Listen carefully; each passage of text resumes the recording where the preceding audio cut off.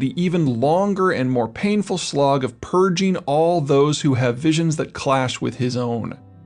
Considering how fractured China is normally, and how many power centers there are, this typically requires all of the leader's attention. That was as true for the empires of old as it was for Mao Zedong, as it is for the current premier, Xi Jinping. The good news, such as it is that while the wide-open nature of the NCP makes unity very difficult, it is at least possible. As such, almost every attempt to unify China into a single nation has originated in the North. Once the North is mostly on the same page, attention invariably turns to central China. Flowing through central China is the mighty Yangtze, one of the world's greatest rivers. Indeed, the Yangtze River Basin boasts some 9,000 miles of the same sort of interconnected waterways that have made the United States so successful. But this does not make the Yangtze China's ticket to superpowerhood. The Yangtze is China's sole navigable river, so while it is impressive, it is a one-shot deal.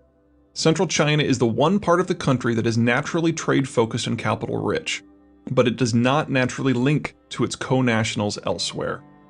The country doesn't even have a barrier island chain that might help link the Yangtze cities to the rest of the country. But the North does not see this as an argument against integration. The North needs the center's capital and so traditionally uses its superior military position to drain the center dry. The Central Chinese would prefer to not be drained dry. Given the choice, Shanghai and the rest of its riverine region tend to look beyond northern China to more developed parts of the world, whether that means Taipei, Tokyo, London, or San Francisco. As much as union between North and Center might make sense for Beijing on economic grounds, the primary reason for the North's desire to integrate is typically strategic, to keep the foreigners out. The Yangtze River Basin isn't as nice as it seems, because it isn't actually a basin like its Mississippi or Rhine equivalent. Instead, the Yangtze cuts through a series of mountain chains and ridges on its path to the sea, and along many stretches lacks a floodplain even wide enough for a footpath. Such breaks in continuity split identities rather than uniting them. This has pros and cons. On the one hand, it makes it very difficult for the Central Chinese to unify themselves into a single political entity. On the other, it makes it far easier for a unified northern China to forcibly assimilate the various pieces of central China, one at a time. Historically, the most reliable means of unifying northern and central China has been to alter their geography physically to give them an economic linkage. The Grand Canal.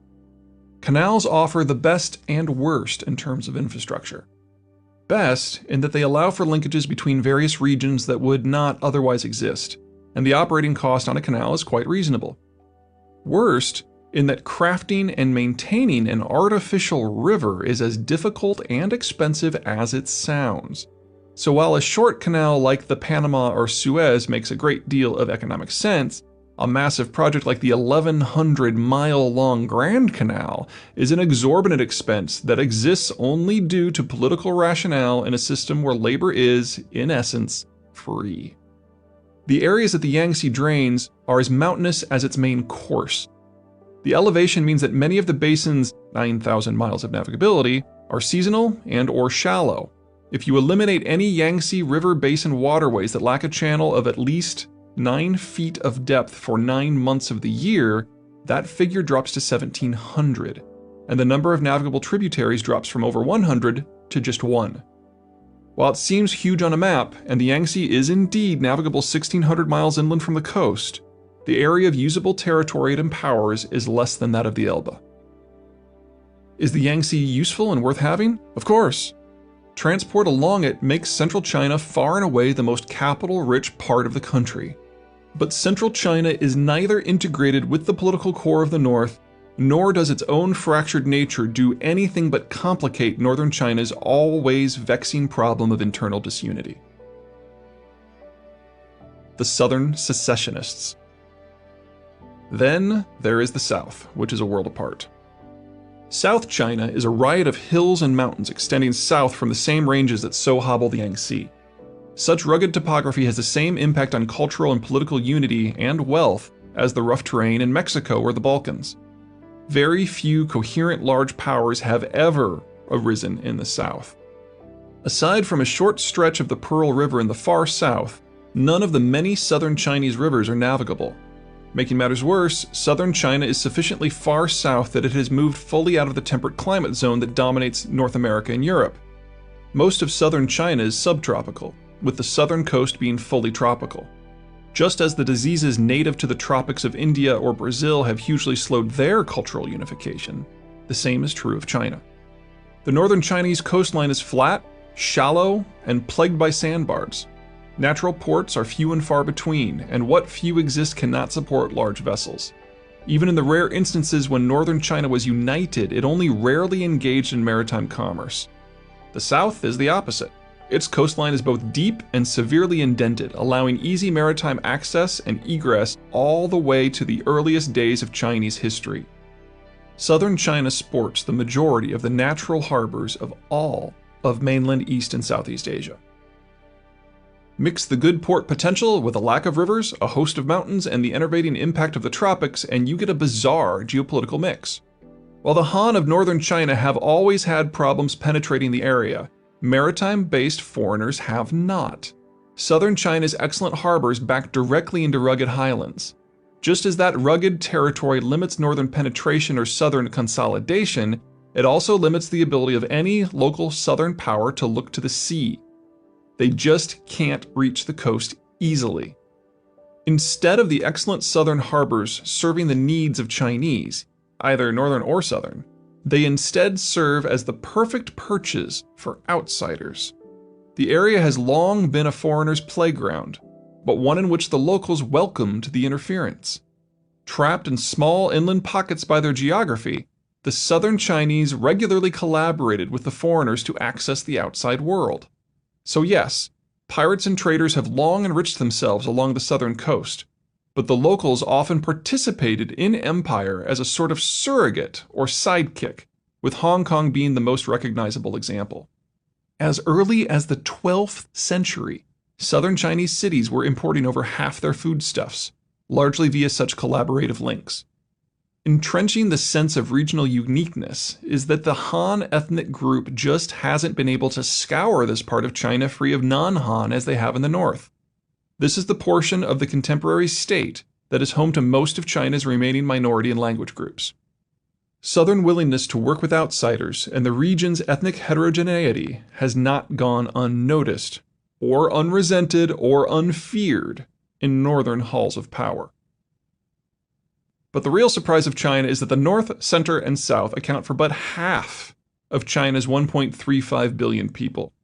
North, center, and south are China's lowland and coastal regions. The rest of the Chinese actually live in the interior. That interior is a smorgasbord of geographic diversity. Sichuan sits on the Yangtze's upper reaches, and so is somewhat integrated with Shanghai and the outside world. Inner Mongolia is partially barren. The mountains of interior Yunnan are packed with poor minorities. The wide open spaces of Tibet and Zhejiang, also minority-dominated regions, have resisted central control for millennia. It is difficult to find many generalities to describe such a grab bag of variation, but this one is close. Transport is an absolute nightmare, and so the interior is extremely poor compared to the coastal provinces, with per capita income roughly half that of the coast. What images the world of 2014 holds of a bustling, growing China simply don't apply to the interior. Like nearly all other interior rugged regions of the planet, this portion of China seems stuck in another age. Unlike the three coastal regions, the interior does not often dominate the day-to-day affairs of the Chinese nation. Geography keeps the interior population sequestered from the coast and one another, making it difficult for them to interact, much less set China's agenda. Yet there are still some 650 million people living there. Combine such populations with such poverty, and on the rare occasions when some charismatic figure can unite the interior, every part of China shakes.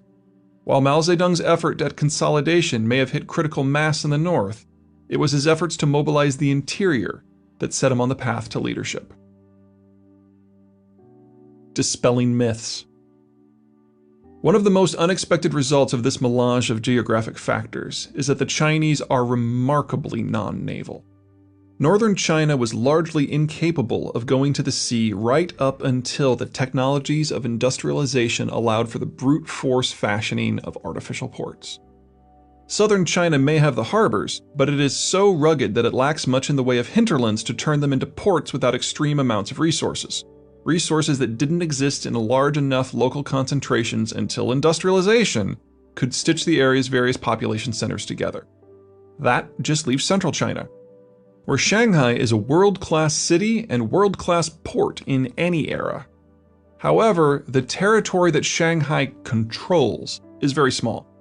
Upriver Yangtze cities are well beyond Shanghai's reach courtesy of rugged ridges, while Shanghai itself often falls prey to the power and interests of the North China Plain entities that tend to view international trade as more of a threat than an opportunity.